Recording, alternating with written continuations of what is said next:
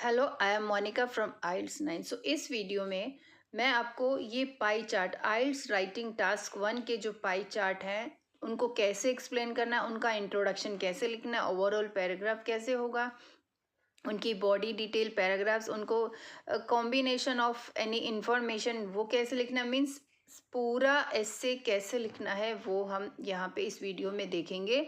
And ये question जो था 25 जनवरी 2025 आइल्स एग्ज़ाम जो इंडिया में हुआ था उसमें ये राइटिंग टास्क 1 एकेडमिक वालों को आया था।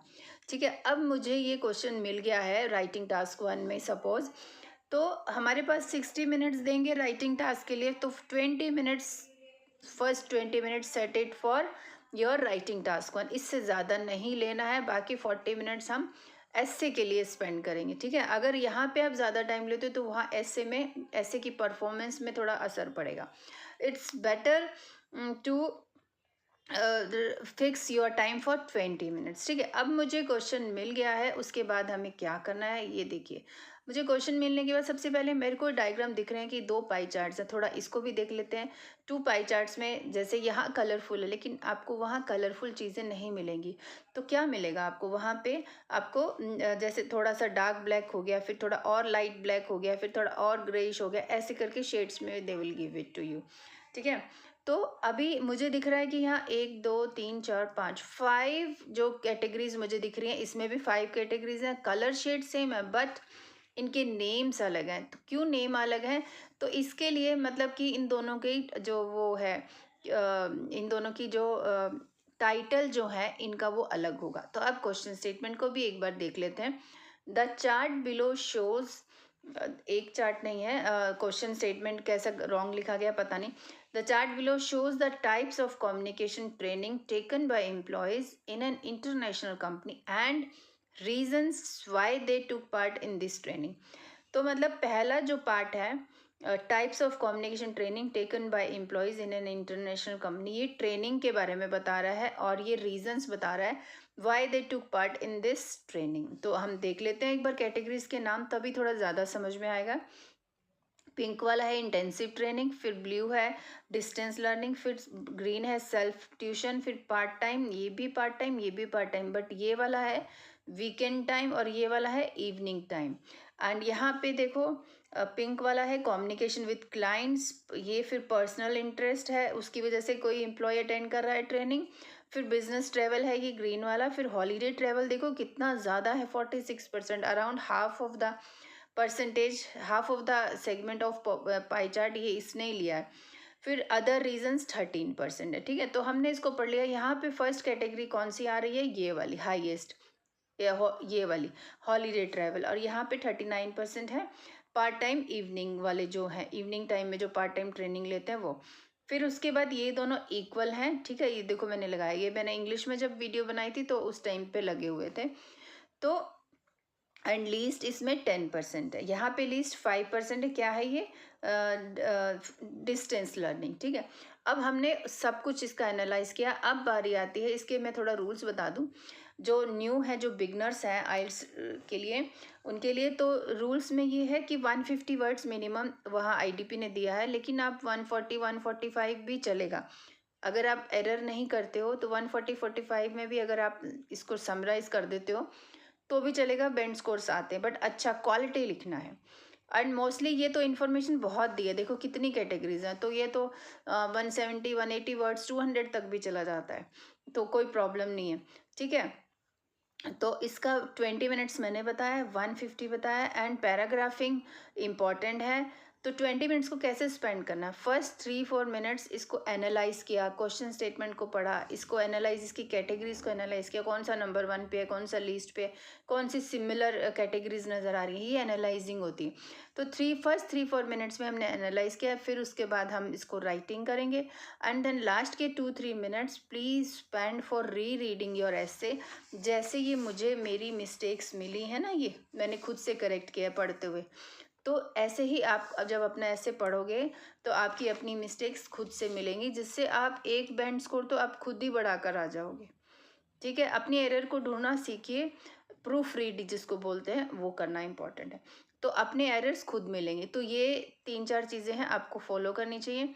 फिर इसका फॉर्मेट क्या रहता है, 4 पैराग्राफ्स का टारगेट लेके चलो। First introduction, introduction means paraphrasing of question statement. Overall paragraph means जो इसको देख के इसको ओवरऑल मतलब ऊपर से देख के मोटा मोटा क्या बता सकते हो, लाइक ये हाईएस्ट है, यहाँ ये एक जैसे परसेंटेज शेयर कर रहे हैं, यहाँ पे ये हाईएस्ट है, तो कौन से ये हाईएस्ट क्यों है, मतलब ये नंबर 1 पे यही बताना है कि कौन सा लीस्ट है कौन सा हाईएस्ट है, यही ज़्यादा आपको बताना है। फिर बॉडी डिटेल 1 में आप इसके बारे में लिखो, बॉडी डिटेल 2 में इसके बारे में लिखो, ठीक है। तो ये हम इतना सिंपल सी चीज़ इसमें करनी है, कोई ज़्यादा नहीं, लेकिन एक चीज़ का ध्यान रखना है, ट्राई करो not to repeat the words. अब मैंने ये जो सर्कल किए हैं इसका क्या मतलब, इसका मतलब है इट मीन्स कि these words will come again and again, so if we have some synonyms of these words, definitely you are most welcome। तो प्रैक्टिस के टाइम पे आप गूगल कर सकते हो, बट एक्चुअल एग्जाम में तो you will not gate google.com। तो गूगल करने के लिए आप ट्रेनिंग को वहाँ वर्ड को लिखो, ट्रेनिंग एंड देन फिर सिनोनिम ऑफ ट्रेनिंग, जो अप्रेंटाइज और 2-3 चीज़ें आएंगी। बहुत ज़्यादा वर्ड्स नहीं लगाने हैं, चेंज नहीं करने हैं, बिकॉज वो आउट ऑफ मतलब हम तो रिपोर्ट राइटिंग कर रहे हैं ना, तो वो किसी और कॉन्टेक्स्ट में ट्रेनिंग का सिनोनिम चला जाएगा, तो वो भी करेक्ट नहीं है। Instead of writing wrong synonyms यही रिपीट कर दो, कोई बात नहीं। एम्प्लॉयज़ का स्टाफ हो जाएगा, प्रोफेशनल्स हो जाएगा, ठीक है, पीपल कर सकते हो, वर्किंग पीपल कर सकते हो, ऐसा चेंज कर सकते हो। तो हमारे पास ये 2 हैं। अब चलते हैं इंट्रोडक्शन कैसे लिखना है। Introduction simply means paraphrasing of question statement. यहाँ पे चार्ट्स होना चाहिए एंड ये शोज, आई थिंक ये मुझसे ही मिस्टेक हुआ, द चार्ट्स बिलो मैंने लिखा द गिवन 2 पाई चार्ट्स, क्योंकि 2 पाई चार्ट्स दिए हैं।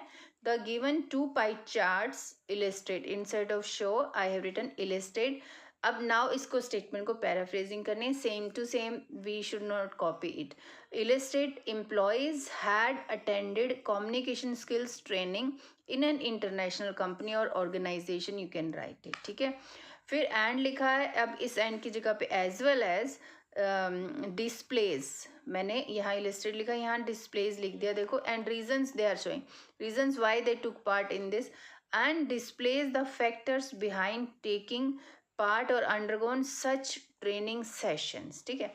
तो मैंने यहाँ से लेकर यहाँ तक इसको क्वेश्चन स्टेटमेंट को ही पैराफ्रेज किया, आप अपनी लैंग्वेज में और भी चीज़ें डाल सकते हो।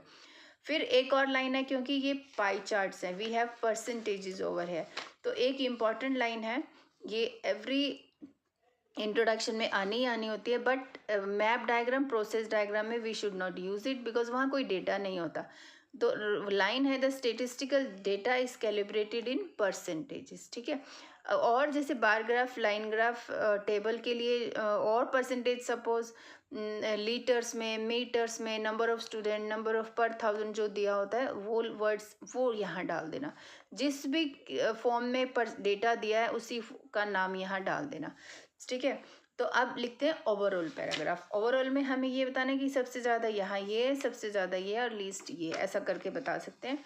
तो इसके लिए जो ये मैंने अंडरलाइन किया ना ग्रीन पेन से, मतलब ये रेडीमेड वर्ड्स हैं, ये आप वर्ड्स को एज ए टेम्पलेट यूज़ कर सकते हो एनी राइटिंग टास्क 1 में। Overall, it is clear from the graph that, it is apparent from the graph that, it can be seen from the graphs that, ये भी लगा सकते हो, that most staff preferred to attend a part time job। so मैंने देखो job गलत लिखा था, तो पार्ट टाइम ट्रेनिंग की बात हो रही है, जॉब की बात नहीं हो रही। Prefer to attend a part time training with most opting for the evening time, देखो ज़्यादा लोगों ने इवनिंग टाइम वाली अटेंड की है, ठीक है। द मेन रीज़न, अब इस वाले का हम लिख रहे हैं, मेन रीज़न क्या था अटेंड करने का, वो the main reason for this, people wanted to enjoy their holiday travel, that's why they attended, ये इवनिंग टाइम वाली ट्रेनिंग उन्होंने अटेंड की, ठीक है। अब हम फर्स्ट पाई चार्ट के बारे में एक्सप्लेन करने वाले हैं, उसको कैसे लिखना है, अब इसको भी देखो आप। Analysing the first pie chart, देखो मैंने कैसे स्टार्ट किया है, it's important, you should know it. अब हम पहले इसकी बात कर लेते हैं, फिर इन दोनों की बात कर लेते हैं, फिर इनको बताते हैं कि ये वाला सेम परसेंटेज शेयर कर रहा है, फिर इस दोनों की बात। So analysing the first pie chart, ये देखो, analysing the first pie chart it can be noted that, देखो फर्स्ट पाई चार्ट शुरू किया, it can be noted that, ये लाइन भी आप कॉपी कर सकते हो. The proportions of part-time training on weekends, proportion means percentage of part-time training on weekends and in the evening were 39% and 22%. नहीं, weekends वाला तो 22% है. देखो अब ये वाला, हाँ, और ये है, तो यहाँ पे पहले वीकेंड का नाम लिया है तो यहाँ पे 22% होना चाहिए एंड यहाँ पे 39%. जो जिस सीक्वेंस पर लिखा है ना उसी की परसेंटेज वैसे ही आनी चाहिए. वीकेंड पहले लिखा है तो वीकेंड की 22% है, इवनिंग टाइम का 32% है, रिस्पेक्टिवली भी लिख दिया क्योंकि हमने जॉइंट इन दोनों को कंबाइन कर दिया. फिर उसके बाद सेल्फ ट्यूशन की बात जो कि इसके साथ सेम परसेंटेज शेयर करता है. वेयर एस, अब देखो मैंने वेयर एस से स्टार्ट किया, whereas self tuition training shared the same percentage level as weekend part time apprentice. As weekend part time apprentice means training. ठीक है. फिर उसके बाद हम बात कर रहे हैं इनकी, इन दोनों इनकी. वाइल अच्छा, ओनली 12%, ये देखो 12%, only 12% of employees felt the need to attend intensive apprenticeship. Okay, ये इंटेंसिव अप्रेंटिसशिप 12%. फिर last, while the least favoured session was distance learning which only had 1/20th means 5% employees. The least favored session was distance learning which only had 1/20th employees or professional. ठीक है, तो ये हुआ इसका. अब next वाले का डिस्कस करना है. ये रीजंस बता रहा है कि वाई दे अटेंडिंग. फिर देखो मैंने कैसे स्टार्ट किया. Looking at the latter diagram means second diagram भी लिख सकते हो इन मोर डिटेल. ठीक है. द मेजर रीजन रिस्पॉन्सिबल, अब ये रीजन रिस्पॉन्सिबल क्यों है, responsible for this training session during evening time was holiday travel which was nearly half of people. देखो 46% मैंने नहीं लिखा, इसको क्या लिखा, which was nearly half of the population, half of the people. 17% of professionals claimed, अब 17% की बात हो रही है जो कि ये बिजनेस ट्रेवल है. 17% of professionals claimed that it was to help business travel. ठीक है, तो ये बिजनेस ट्रेवल वालों की बात हो रही है. एज वेल एज 1/10 जो 10% है टुक part in communication with clients. ठीक है, अब हम इस 10th की बात कर रहे हैं. पहले 17th और ये हमने इकट्ठा कर दिया. ठीक है, तो जो पिंक है और ये ग्रीन वाला 17 और 10 को हमने एक साथ कर दिया.